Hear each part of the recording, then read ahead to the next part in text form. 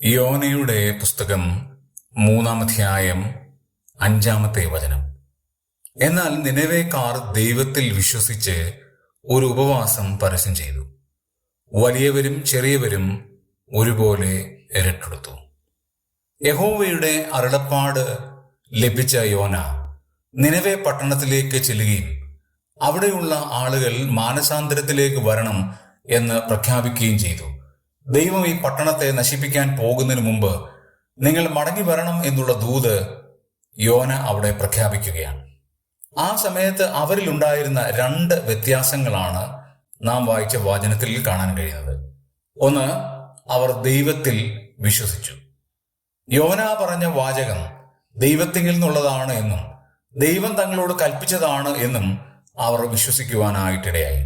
2, വലിയവരും ചെറിയവരും ഒരുപോലെ ഉപവാസം പരസ്യം ചെയ്ത് രട്ടുകൊടുക്കുകയാണ്. ഒരു ഉപവാസം പരസ്യപ്പെടുത്തി എന്ന് മാത്രമല്ല, വലിയവരും ചെറിയവരും, അതായത് അവരുടെ പട്ടണത്തിലുള്ള ഉന്നതന്മാരായ ആളുകളും സാധുക്കളായ ആളുകളും ദൈവവചനത്തിന് മുമ്പാകെ വിനയപ്പെടുത്തുകയും അവർ ദൈവസന്നിധിയിൽ ഉപവസിക്കുകയും ചെയ്യുകയാണ്. പ്രിയമുള്ളവരെ, ഇത് നമുക്ക് വലിയൊരു പാഠം തന്നെയാണ്.